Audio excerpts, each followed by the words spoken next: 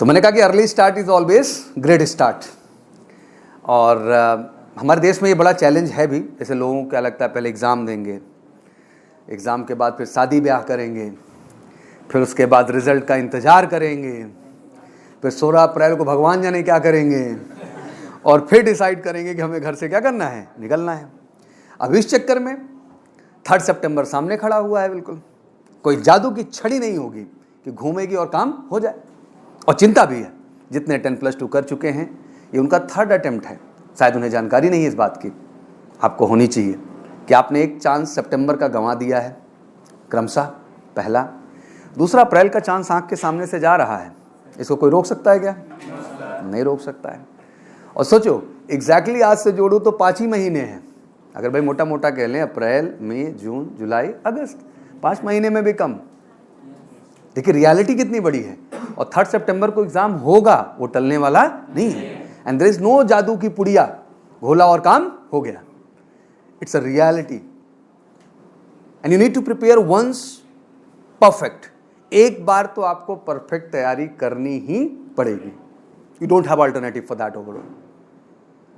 And UPSC matter lot, people need to take it very serious. ये जो पूरा देश हवा में रहता है, मुझे उसको लेके बड़ा दुख भी होता है कभी कभी।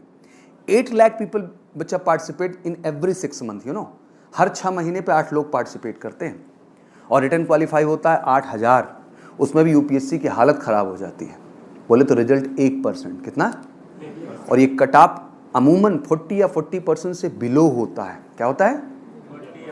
मतलब इतने बड़े बड़े नालायक हैं कि 120 में भाई 50 नहीं होता। 50 भी हो जाए अगर 120 में, अगर उसका 40% हम मान के चलें तो तब भी कितना नंबर बन जाता है? 50 में अगर हम कर लें तो 2.5 नंबर का है, तो लमसम 125 नंबर के आसपास आ गया। और उधर भी बच्चा अगर हम मान के चले जो है 40% के आसपास, तो 60 कर ले भाई कम से कम। इतना तो आशा करेंगे ना। 240, अब 240 में 125 जोड़ो, कितना स्कोर गया? 365। मतलब वो हो गया। इतना ना हो रहा है।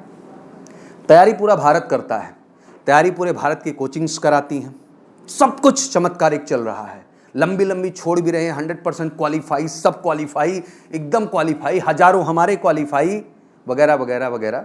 This all dialogues is going on, but reality is परे। सच हमें पता है। सच मैं आपको बताता हूं क्या है। सच सुनो। Be prepare candidate from the 10th standard. हम 10th से भी बच्चों को तैयार करते हैं, 11th से भी करते हैं बच्चे, और 12th से भी करते हैं। और भारत में सबसे पहले हमने शुरुआत की इस चीज़ की, क्योंकि हम चाहते थे कि हम फाउंडेशन बिल्ड कर दें इनकी, जिससे वो कॉन्फिडेंट हो। अब जैसे एग्जांपल तुमको मैं समझाऊं, 2 बच्चा हमारे यहाँ 2022 मतलब 10th के बाद अप्रैल में ज्वाइन किया। उसने 1 फरवरी 2023 से 12th का सिलेबस पढ़ना शुरू कर दिया। 11th उसने जनवरी में क्लोज कर दिया।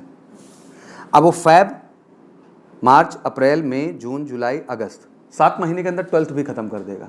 मतलब 31 अगस्त तक 12th का भी सिलेबस क्लोज। वो 3 सितंबर को अपने पहले एनडीए एग्जाम में बैठेगा आपके साथ, 12th अपेयरिंग वाला, समझ रहे हो ना? जो 11th का एग्जाम दिया वो आपके साथ बैठने जा रहा है 3 सितंबर को। We have almost 1000 crowd on that overall. हजारों बच्चे होंगे हमारे पास, and we are biggest in foundation group. उन 1000 में से अभी तक जो हम अपनी क्षमता डेवलप कर पाए हैं, I am very honest about it, exactly 150 से 200 के बीच हम जा रहे हैं। कितने के बीच जा रहे हैं? मतलब इतने बच्चे हैं जो हमको दिख रहे हैं रिजल्ट देते हुए। अब आप ये सोचोगे सर प्रेडिक्शन नहीं, प्रेडिक्शन नहीं है। हम तो चाह रहे हैं मेरे भाई हजारों निकाल लें, हम क्यों किसी को रोकें?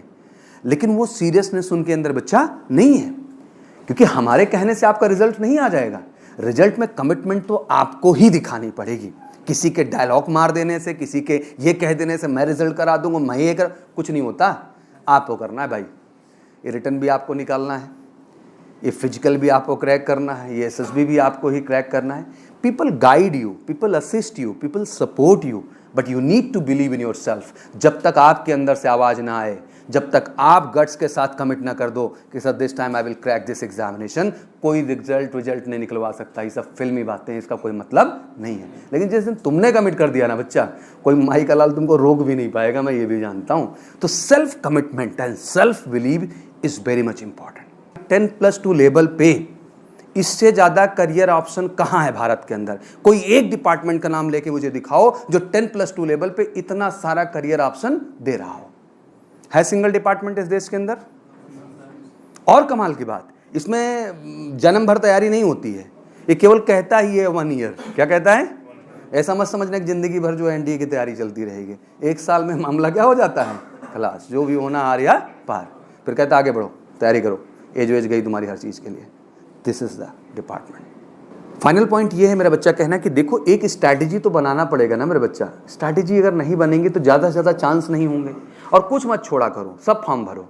हम करें निकाल के छोड़ दीजिए, क्या कर दीजिए, कोई नुकसान तो हो नहीं जाएगा। और 150-200 का फॉर्म तो भरा ही जा सकता भाई, इतना बड़ा भी कॉस्टिंग नहीं है कि 5000 का फॉर्म है सर, 150-200 का फॉर्म है, भर दीजिए यार और दीजिए, निकाल के छोड़ दीजिए। कोई रोका है आपको छोड़ने के लिए? है बहादुर हमारे साथ तो बैठते हैं आके इंटरव्यू में, सब क्वालिफाई लाइन से, उसमें चॉइस लेना है कि कौन सा हम ज्वाइन करेंगे।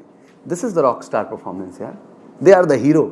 यहाँ लोग नौकरी के लिए रो रहे हैं, मैं आँख के सामने से 6 नौकरी लेके बैठा हुआ देखता हूँ, चेहरे पे तेज वही। क्यों? क्योंकि घूम के वही मैथ आनी, वही फिजिक्स आनी, वही इंग्लिश, वही, कुछ बदल ही नहीं रहा है। कुछ बदल रहा हो तो हो, और तुम जो पढ़ रहे हो ये टॉप स्टैंडर्ड है, मतलब इससे अच्छे स्टैंडर्ड क्या होगा।